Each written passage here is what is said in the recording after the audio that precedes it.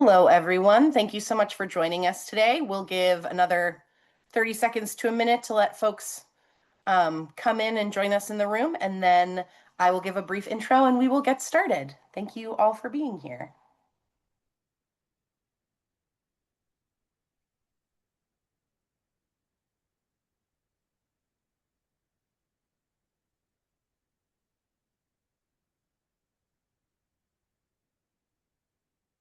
Okay.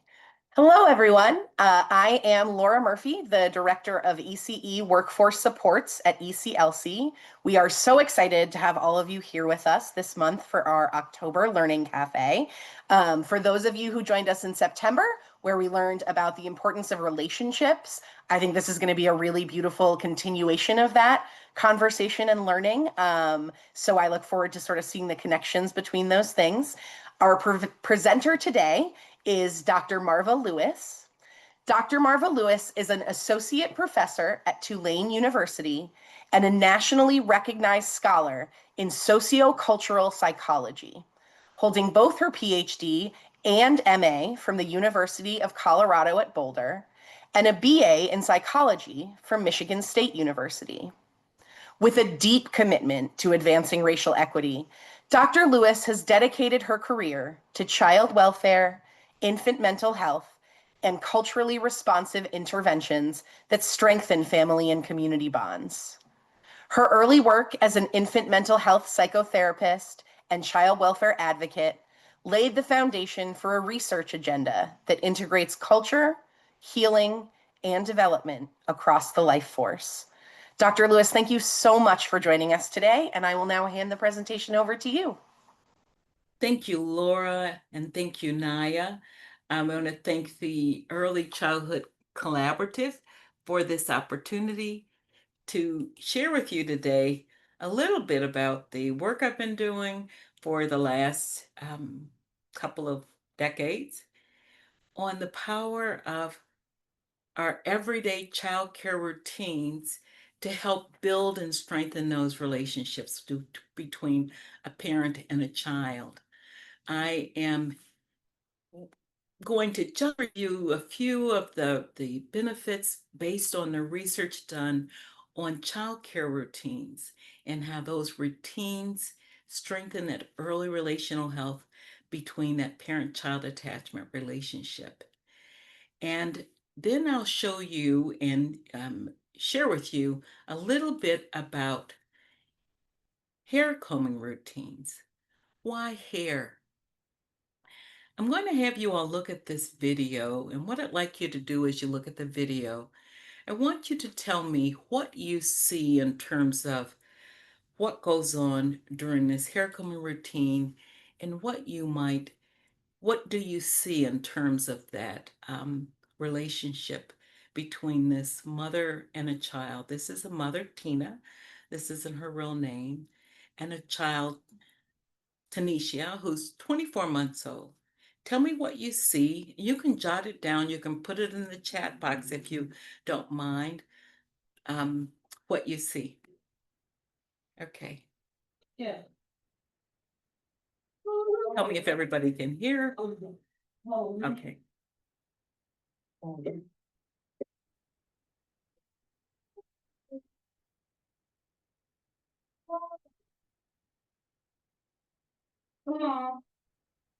Look, you gotta sit down. You have to sit down.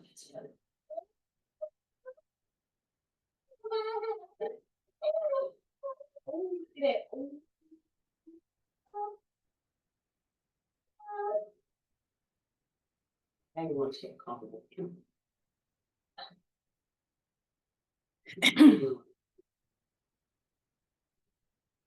You're getting a hair comb.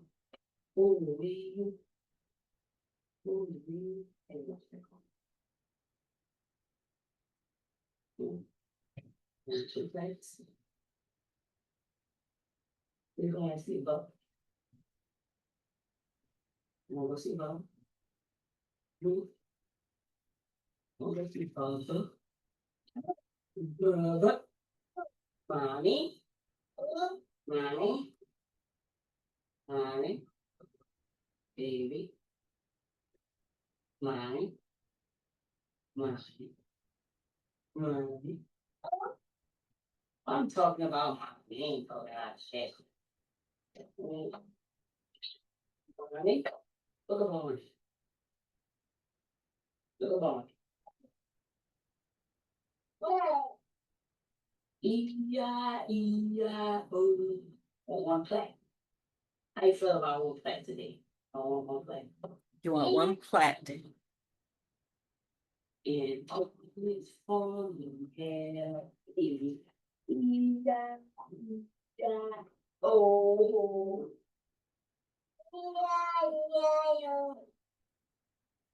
A.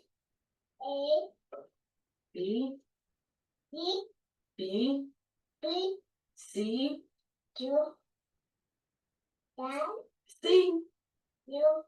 C. C. They're looking at a one-way mirror. They both can see each themselves. Oh, look at that baby. That's too much info. Play. You play. Daughter. Why do you want to get? Okay, let's try it.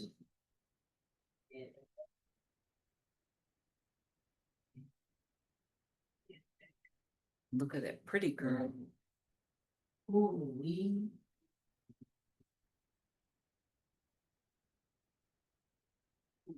That pretty girl.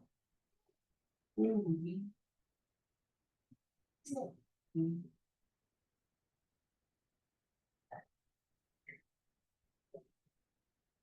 All right. Patty kicking, pick on me. Roll them up and roll them up and roll them up and roll them. Put them in a pan. Why you keep me fly? Kicking, pick up, man. Roll him up and roll him up and roll him up, roll him up and put him in a pan.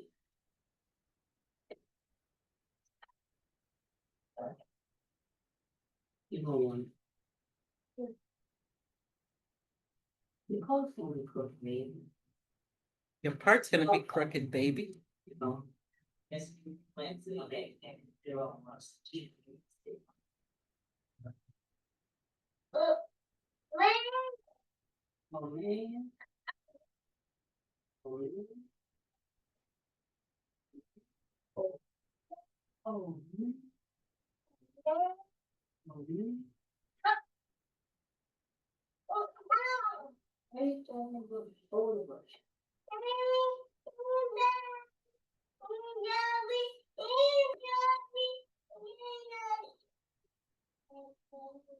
Well, Justin.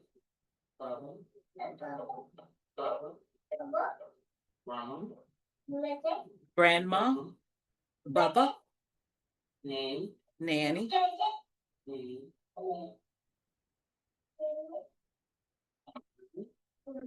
Mommy. Baby. Okay. In the box, in the chat box, I want you to put, what did you see real quickly? Just jot down in the chat box. And Naya, you let me know. I'm going to ask you, Naya, if you, or I don't know, Laura, if you can read some of those responses in the chat box for me. I can see the chat box. Yes, no problem. We have a loving, Hi, ma'am. responsive relationship, Mhm. caring and learning. Mhm. Mom is incorporating positive call and response in their interaction, communicating with Tanisha using songs she likes and recognizes. Daily routine with mom building confidence, learning and loving one another, reading the child's cues, serve and return, bonding, learning, responsive, caring, vocabulary building, and connection. Look what you learned from 2 minutes, whatever it is, 2 minutes and 49 seconds. But when we have the lens open, we can see strengths during that interaction that we may not have seen if we had started off with what our brain is telling us that's associated with labels, categories, and bias. This is a teenage African American Black female mother. She's single, she's unmarried, The child is quote unquote in the terrible twos. This young lady is in a shelter for homeless adolescents. I'd asked the group there, we were doing a parent group there, and we just said, I'm doing some research on hair combing. Would you like to be in the study? I asked them to come to that room with the one-way mirror. It was a playroom. And I said, I'm going to videotape. I'm going to stand behind the mirror. You comb your child's hair as you do at home. That's all I said to that young lady. She talked about Bubba, Granny, Nanny. She was keeping that child connected to their family with naming who those children are. She did some discipline during that time. All number of types of activities went on when we just look at the strengths that she shows. All I had said, as I said, was to comb your daughter's hair. The evidence that came from your observation may have come from your professional discipline, may it come from your own experience of who you are and what you remember about getting your hair combed. My mission at this point is to provide multicultural teams who come from different race, same race, helpers to help serve families of color using tools that will be familiar, that are not necessarily in an office-based setting, but are in a community-based setting, something that people are familiar with, that they can use and continue to use after that 50-minute hour is done. Foster families can use a hair combing task. It's just a routine that you as a helper can help support a family to make a few changes, perhaps. We're going to talk about that in a minute when I demonstrate to you how the research has shown we can use that hair combing time as an opportunity to talk, touch, and listen. And we can change this lens to go from a lens of labels and perceptions and bias, and it can incorporate our learned experience as well as our professional practice in terms of what we know supports that early relational health and growth with children. What I'd like you to do right now, if we could, Naya, is to create a word cloud with the words of where did you grow up when you were a child? What was your city, state, or country? And Naya, do I need to stop sharing? Or I guess I have to stop sharing, right? You have to unmute, Naya. Tell me Yes, what. right now I put the Mentimeter link in the chat. If everyone can click that, and you will be able to answer, and then I can show you what the results are. And should I stop sharing? We're going to take about just 2 minutes for you to put those things in there. Um, yes, you can stop sharing, and then I'll show the results. Okay.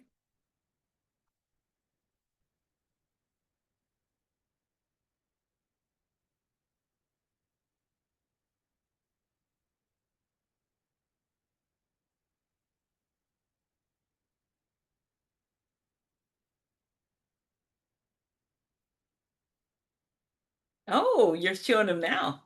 I love this word cloud. New York is a big one. You all are in New York, aren't you? So you all grew up in New York. A lot of you grew up in New York. Okay. Some people, Auburn, different places and counties. Dominican Republic, I see, is here. Albany, Rochester's. Adrianics. I can't pronounce that. Adrianics. Okay, I'm not pronouncing it. Adirondacks. You were very close. Adirondacks. Okay. Rural Vermont, Texas. Texas is in the house. Rotterdam. Rotterdam. Isn't that a country? Or do you have a state there? Or you have somebody here from Rotterdam, Laura? Wow, California. We've got Grenada. a lot of internationally born folks in our audience I today. see. I see. I don't know what Cohes, Cohoes? Can you tell me what that one is, whoever that is? Brunswick, Rhode Island, Walcott, Yes, New York. it's C-O, Cahos. Yeah. It's a is city here in New York. oh, it's a city. Okay, I know if it's a country or okay. But I wanted us to see the diversity within this group. And the diversity within this group is what we bring to the table. If I could start sharing again now. Um, the diversity is what we bring to let me make sure I get the right one as I talk.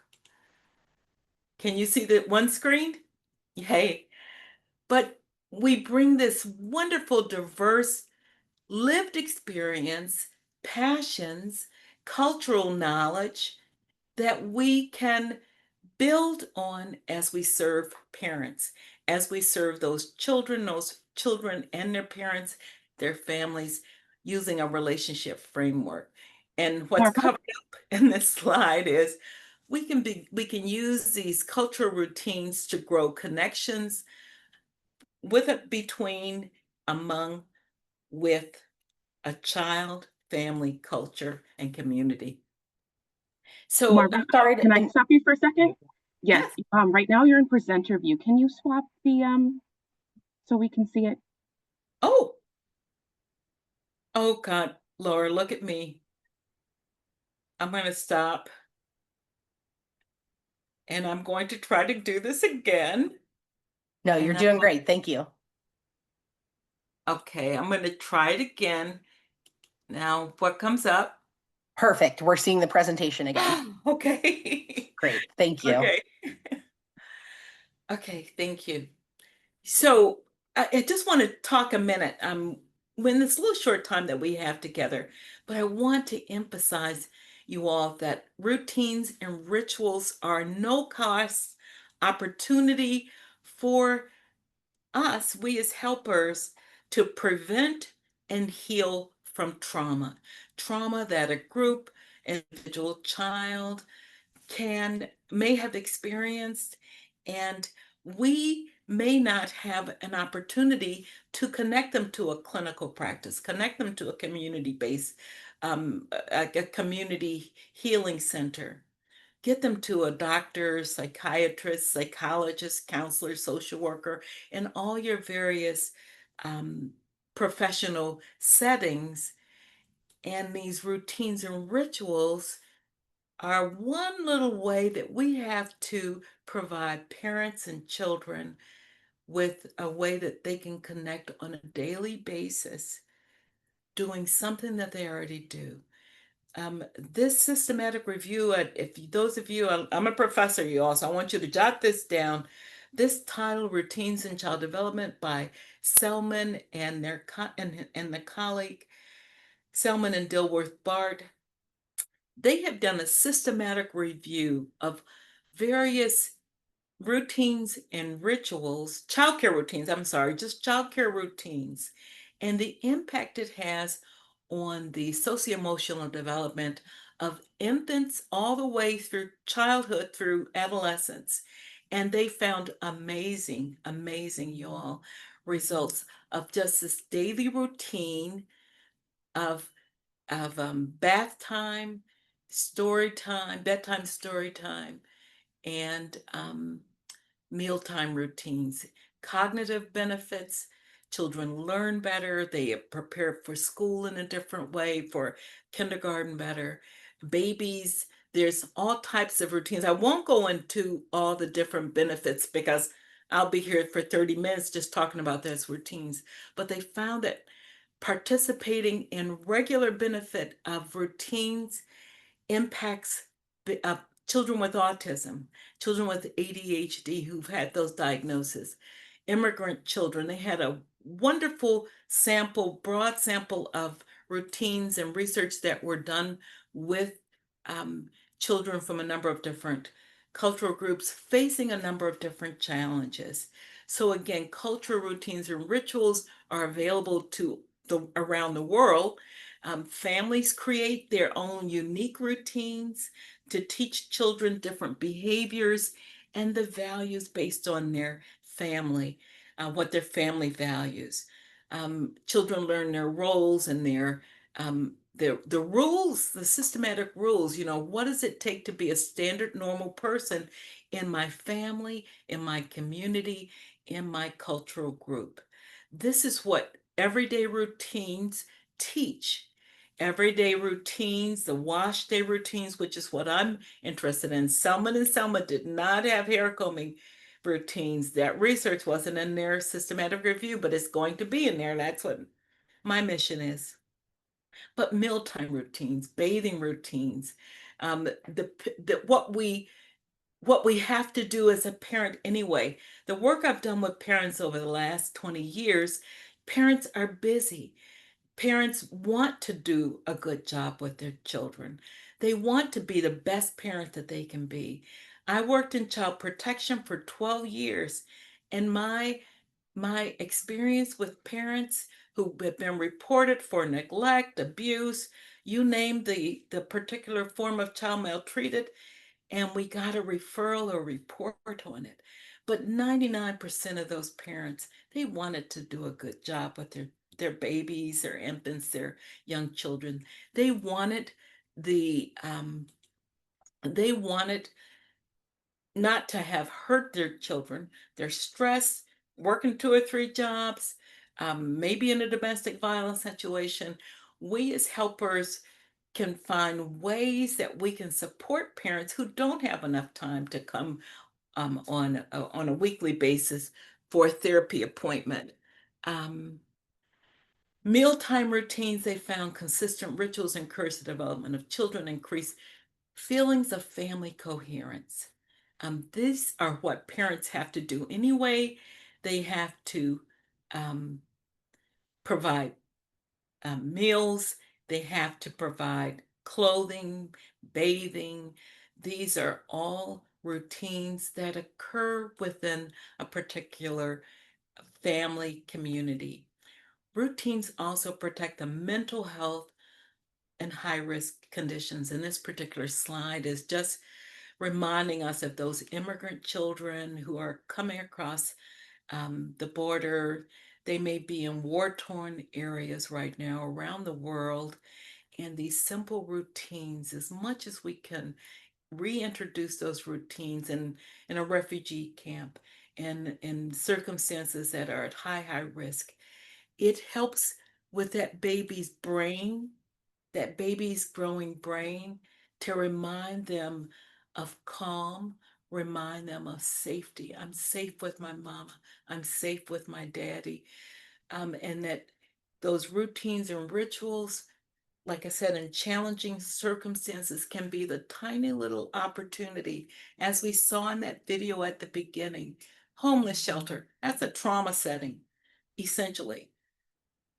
And here, this 18-year-old is combing this little girl's hair, reminding her of Baba, reminding her of Grandma, reminding her of a time that was calm and safe. It's a comforting, no-cost opportunity. Fathers comb hair, um, caregivers, aunties comb hair, any number of people comb hair. And I'm going to kind of skip through fairly quickly now. It's an opportunity. One thing people ask me all the time is, well, what about fathers? What about little boys? And I'm going to speak now specifically about the African American community. Typically, a little boy's hair, an infant boy's hair, is combed for the first 12 months. I did focus groups about how long do you comb your child's hair. Infant boys, infant girls, they comb that hair for the first 12 months at minimum. For little girls, for the first 12 years. So in this slide, you see President Obama, little African American boys in his office, and he says, "We have hair just alike." And Obama bends down and allows the little boy to touch his hair. That's a connection. You see there's a father combing his daughter's hair. And again, this is an opportunity, a structured opportunity, not just to style you all. I don't want you to leave this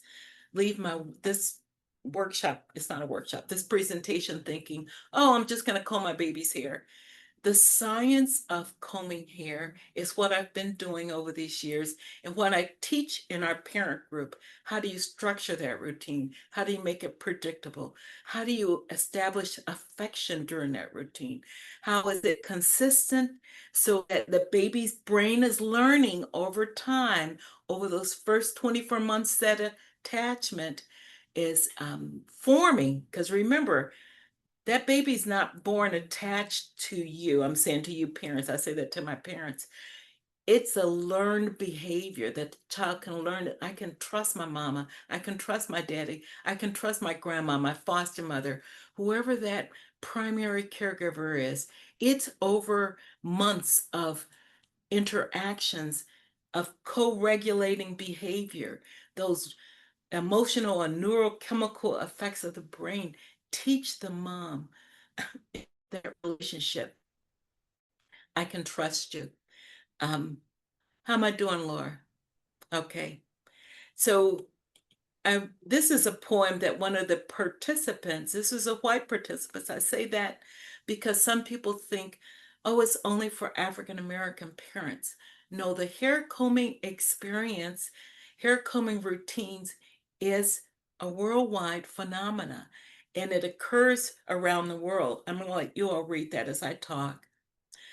But it harkens back, it stirs up the memories. It's those memories, you all, I want you to remember. Along with that article, I want you to jot down the word. It's the memories of getting my hair combed. I'm going to share with you all a tool that I use in parent groups. This is a tool called the neck up activity. And I think Lauren and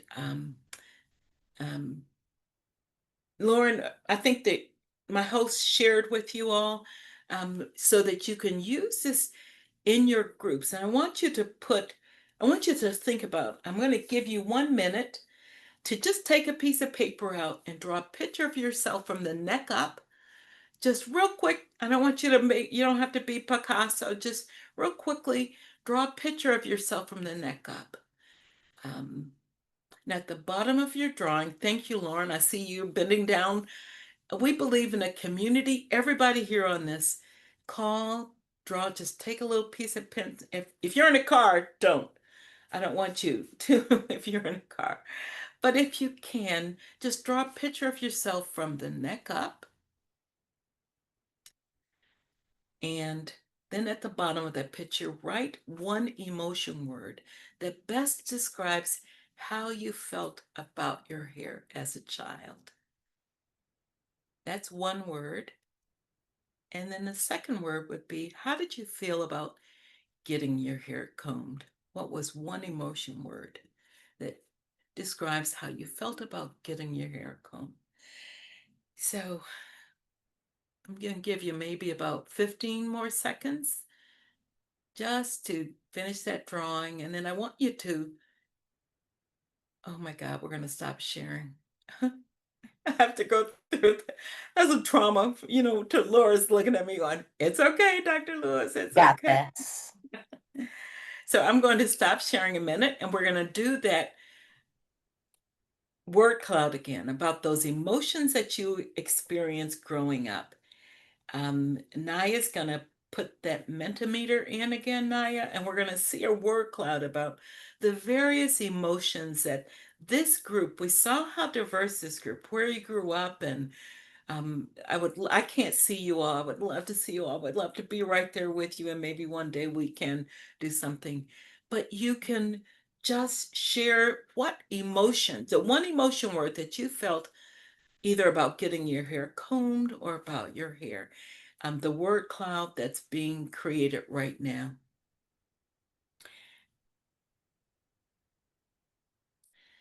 Traumatic, anxious, worried, excited, overwhelmed, love, dread, hurt, conflicted. I hated it. I hated it. I felt beautiful. I felt unhappy and apprehensive. I'm reading your words. I felt worried. I felt rushed, rushed, rushed. I felt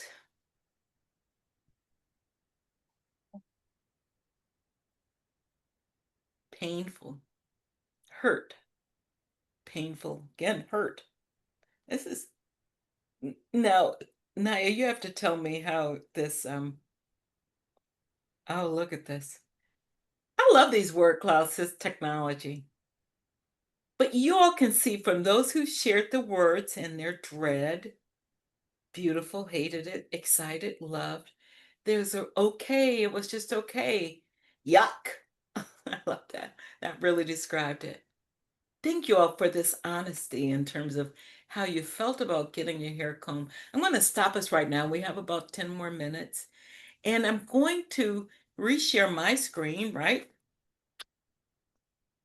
Tell me which one, if it's the right one. Yes. Okay. You saw a range of emotions in response. With my parent group, when we do this exercise with my parent group, I'm going to strongly suggest you use this simple tool to have a conversation about this next slide, which is my mission here that we have with the Place for Natural Connections.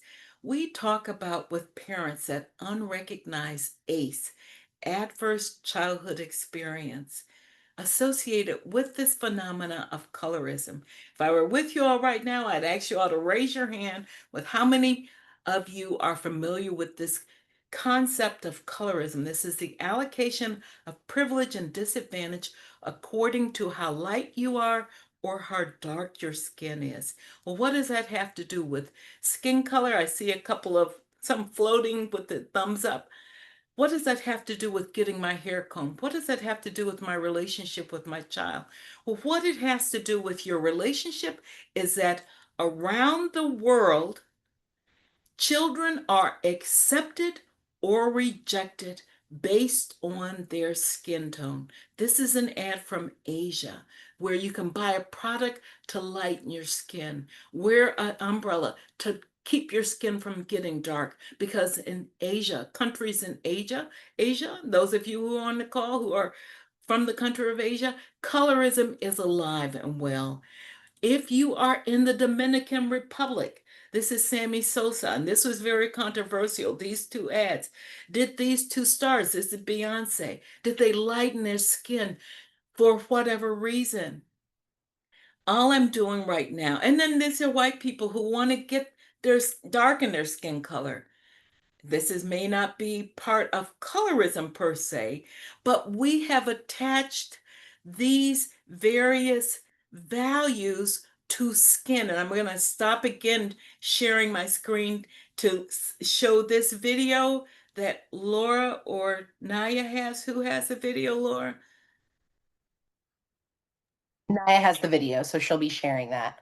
So what I want you all to take away from this talk is that hair combing routines offer a wonderful opportunity to talk, touch, and listen. Children hear messages about colorism as they grow up. And this is what you can start the video. I'm just talking until Naya starts the video.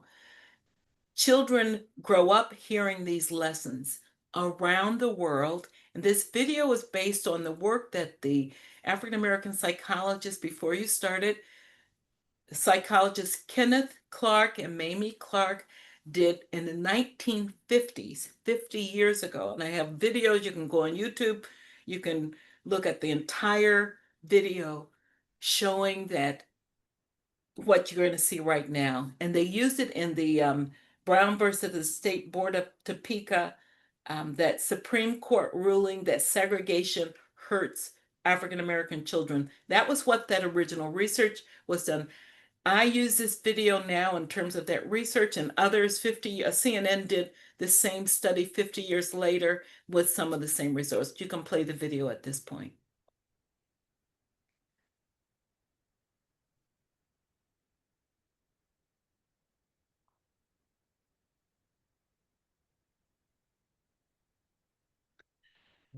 So,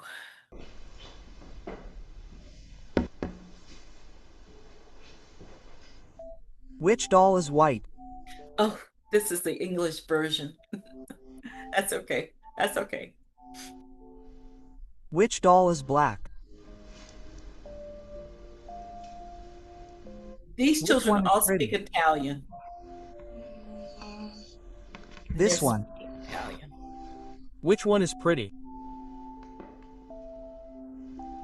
Which one is ugly? And which one is good? Which one is bad?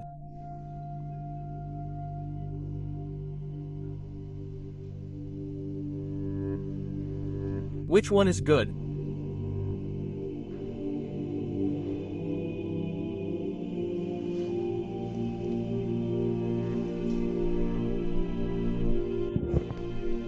Why is she good? Because she has blue eyes. Which one is bad?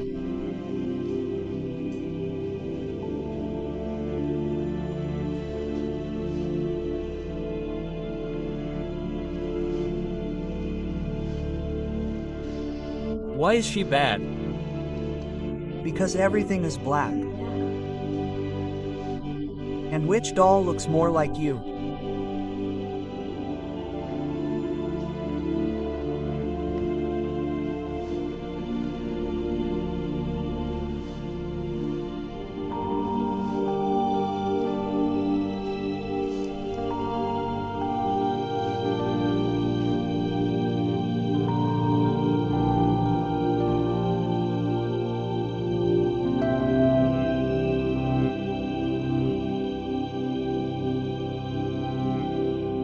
Which Go doll is ahead. black?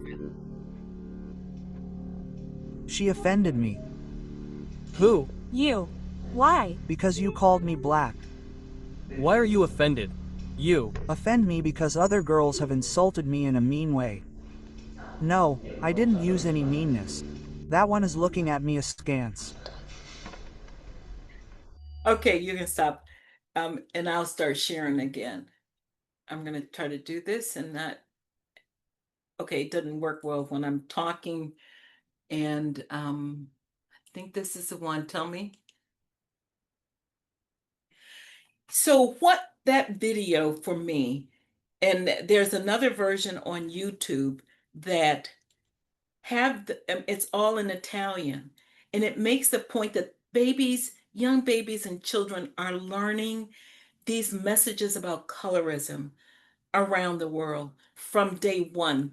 Infants are learning. There's a researcher in Canada who's doing research with 6-month-old infants who are preferring lighter to darker. It's amazing. It's just amazing what babies begin to learn from the repetition of those relationship-based behaviors that communicate to the baby, I love you, I accept you as who you are, or I reject you. I don't like what you are. I don't like your hair. Oh, you got some ugly nappy hair. Or I don't like your skin tone. You need to lighten that skin tone. And they get those messages not only from their parent, but this slide is just saying they're getting that message from everyone in their neighborhood who are in their developmental space. So for me, the intergenerational transmission of these legacies are transmitted during the hair combing routine. This is where we need to do the intervention to undo those nappy-haired ghosts that are part of the internal working models, those memories that parents, caregivers have from when they got their hair combed, what happened to them, and what messages they heard at school, they heard in the grocery store, they heard just from somebody passing along saying, oh, that's an ugly little dark-skinned child. That's a beautiful little light-skinned child. Oh, that child has such beautiful straight long hair. Those everyday messages become incorporated into a child's internal working model. What we're doing now at the Place for Natural Connections, and there's 2 minutes that I have, I'm going to finish very quickly. But the Place for Natural Connections, our goal is to promote positive attitudes toward the hair combing routine, and to be able to undo what parents have heard over years. I've been doing this research and I've translated it into a curriculum, talk, touch, and listening to strengthen attachment bonds. The findings from these research studies demonstrate that verbal interaction, emotion availability, warmth, sensitivity, all those neurological processes that build babies' brains, you all, occur during the hair combing routine. I found that there's various stages that these routines, I will in future research, future times that we come together. That's a little teaser, but there's negotiation, there's play, there's closing rituals that go on between caregivers. We can use this hair combing routine to restore the transmission of historical trauma between a caregiver and their child. Talk, touch, and listen is a community-based intervention. And I love this particular slide that says, when a parent combs that child's hair 10 minutes a day for 365 days, first 12 years of their life, 4,300 opportunities to talk, touch, and listen to their child in that protected and safe environment of a community-based parent group. I have parent groups of about 10 parents. You can build community, provide social support to parents, connect parents to a caregiving agency. We partnered the Place for Natural Connections. We partner. I'm at Tulane University, but we partner with community-based intervention agencies like Head Start, Healthy Start, preschool programs to incorporate this parent group, you all. And all I do in that parent group, all we do is we talk about colorism, talk about, stress. We talk about being tender-headed. We use the visualization approach where parents, they take a video of their hair combing, and then we have the community tell them what they're doing right. Not to say, oh, you're not doing that child's hair good, but oh, you're touching that child. Love the way you touch that child, how you listen to that child, how you stroke that child. This is a picture of one of the early groups.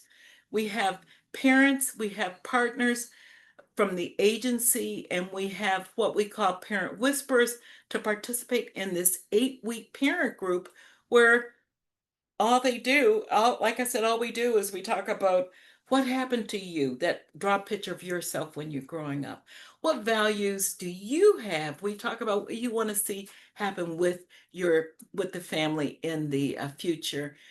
Just very quickly, just going through some of and I'm clicking on the wrong slide. I've developed a measure called Recognition of the Impact of Colorism on Children's Scale. So parents who participate, I wanted to get to this slide to tell you all the way we engage parents is we have a puppet show about a little girl who doesn't want to get her hair combed and the puppets go around. And we have a parent cafe model where we bring in all the parents to invite them to come to the 8-week parent group to talk more about what happened to me and what can I do to change my behavior with my child during the hair comb routines. These are some of the things that we do. We focus on emotional health. I love this this slide of this little child. And this is a child, we have the parents go through emotion charades. What does this baby feel? And I say, this is baby Michelle Obama. What is she feeling right now? And then I have another picture of other people that they recognize. This is from the California group. They implemented the Talk, Touch, and Listen parenting curriculum with a group of Latina mothers. They did breathing and containment. They did massage with, they have their little girls had straight hair, but they found a way to incorporate touch, loving touch and massage as a way. I did this presentation in Israel. This is back in 2009. I'm at Sapir College. Ethiopian Jews were disconnected from their home country and they were airlifted to Israel. And so one of the participants said, we're real disconnected right now. She sent me this picture of the mothers combing their daughter's hair as a way to reconnect a community of folks who are, facing challenging circumstances. I'm at the end now, Laura. So here's Therapeutic Cultural Routines. This book it presents the manualized community-based parent group, as well as other psychosocial tools for infant mental health and early childhood practitioners. And you will get a flyer. We have time now for questions and comments. Okay. Should I unshare my screen now? I can't see people. You'll have to. Sure. Yeah, you can unshare your screen and then that way people can sort of see you Okay. answering the questions. So thank you so much for being here with us, everyone. We do have about 10 or 15 minutes for questions now. So if you have any questions, please drop them in the chat box or Q&A and we will pass them along to our presenter to answer. Okay. We do have a few questions sort of right off the bat to get started. So one question is that you mentioned early in the presentation that this might be particularly important for foster families or for sort of non-traditional families. And since often children in those positions have trauma around caregivers and some of their relationships to them, what suggestions would you make or sort of tips would you have for caregivers or for those supporting caregivers in that situation about how to broach that and sort of help make a shift for that child about what that relationship can look like? So I have I've written an article, it's called When I Get to Heaven, I Want to Be White. And it's about a little child in foster care, a little African American girl who's in foster care. Her therapist contacted me to ask me, is it okay that this little girl wanted to comb her hair during their therapy sessions? This little girl had been through every, you name it, she had experienced every form of child maltreatment, including being put off on the side of the road by her Black foster parents. So the caregivers who had been in her life who were African American, she had experienced lots of trauma with them. And you asked me, what can we do for the foster parents? What that therapist was asking me, is it okay for her to comb my hair?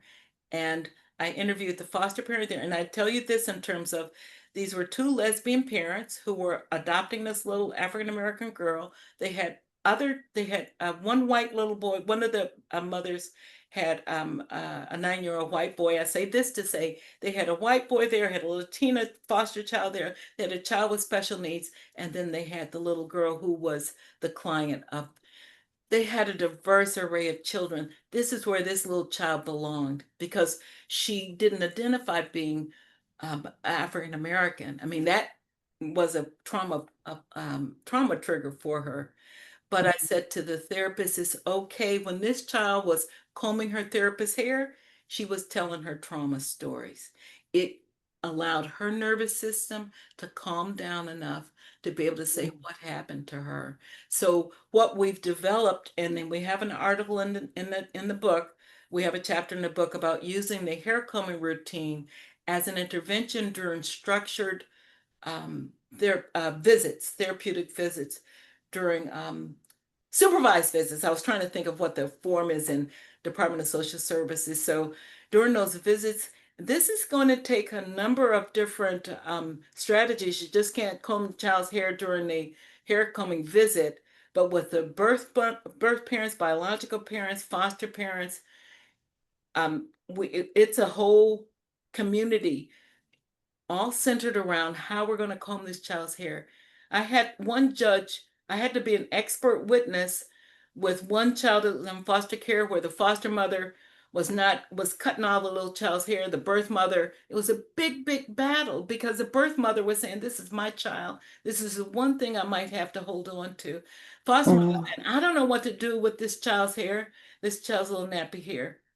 The judge was having to rule, could this birth mother put a chemical into her 36-month-old baby's hair, a perm, as a way to, he was trying to do something. So that's a long story, but I'm saying you all, this tool, this hair combing routine can be a wonderful tool that you can use in a number of different settings. That was a long answer, I know, Laura, but I'm happy to share anything in terms of how you can use this tool. Yeah, no, that's wonderful. Do you have any resources? I mean, it sounds like your program is a great resource. Path is a great resource for this. But I'm curious if you have any other resources or tips specifically for caregivers who may have very different hair needs from their child. Yes. So they may Yes. be in sort of uncharted territory. Yes. I'm going to put in the a chat box, and because it's called STYLZE. I don't know if Darlita's still on here. Styles for Kids. If somebody could look this up real quick, just so you can put the link in for me. So Tamikia Swint, I'll put her name in here. Tamikia, Swint. Tamikia Swint is she's actually an entrepreneur, but she's created an entire resource for parents with children who have all kinds of hair. She started out with, these are for white foster parents who are parenting African American children. She's created a whole number of set of tools for combing hair. How do you comb this type of hair? How do you comb that type of hair? She does the how to, and it's a wonderful, wonderful resource for parents with children with different types of hair, who may have different types of needs, who may have different types of skill sets. I did not know how to comb my baby's hair when I first got my baby, and I had to. Well, she'll say, "I never was. Mama never did learn," but yeah, because it is it's a skill set, you all. And we're saying how you incorporate talking, touching, and listening during that time is the secret sauce. That's what makes it special. That's what creates the memories. Yeah. Thank you so much. So for our last question, I would love if you could go back a little bit. I know we sort of went through this quickly in the presentation, but those steps you described of the ritual of Mhm. sort of the Coming different here. parts, I would love Yes. if you would go over those for just a minute Yes. again. Sure. Yeah, Sure. thank you. Sure. It's chapter 16 in the book. No, it's not. Yes, it's one of the chapters in the book. Hint, hint. But I'm happy to share with you that those stages, first you prepare, you get your combs in order, you get your ointments, whatever it is you're going to use.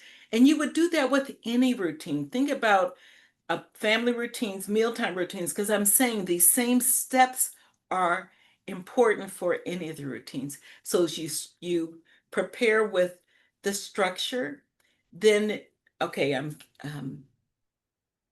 step one. I'm going back and forth between just general routines in general and the hair combing routine. So the steps for hair combing is stage one is prepare. Stage two is negotiate. You saw when the little girl was running away from her mom, I don't want to get my hair, I don't want to get my hair combed. So you got to engage that child at that point. So they negotiate with her. Okay, I'll do this, I'll do that. You come here, you give her distracting things, or him, whoever the little child is. Negotiate. Then you go into the whole process of combing hair. That's stage three, where then you can talk, you can touch, and that's what you'll see on the screen, that video I had of what goes on during that third stage. What happened at school today? What happened on the playground? You can that's the opportunity to have a wonderful conversation with your child while you're actually doing the hair combing. And then the fourth stage, I can't remember. Oh, play. You'll see once you've relaxed into that routine, then play can happen. You saw them singing the "Oh McDonald Had a Farm" or whatever song they sang, and they were doing they were showing. You saw them looking at one mirror. That was that play stage. The closing stage, stage five, is the closing ritual, where maybe the mom will stroke and pat the child's hair, physical, sensory, experience. Oh, what a pretty girl you have. Now you're all set to go out into the world. It's closing ritual. Look how special my child looks right now. But it's a ritual that that parent creates with the child to say, now we're done. And those are the five steps: preparation, negotiation, combing hair, play, and then the closing ritual. Thank you Laura, for that opportunity to remind them. Wonderful. Thank you so much, Dr. Lewis, for your time today, for your wonderful presentation, for answering all our questions. Naya has shared in the chat some different resources. She found a link for the program you were telling us about, Styles for Kids. Yes. She also shared a link to the article that you mentioned. And so please feel free to look into those. We'll be sharing some more information with all of you after this, and some more contact info for Dr. Lewis, so you can keep following her journey and the great work she's doing. So again, thank you so much for being with us here today. Thank Audience, you. thank you to you for joining Thank all of you. us today, Yeah. and for taking this time to connect with us. We really appreciate you being here. Thank you. Thank you all. Keep doing this work. These babies need it. This is our secret sauce and strength. Okay, thank you, Lauren. Thank you, Nye. I'm going to sign off now. Thank Okay. you so much. Thank you, Bye-bye. everyone.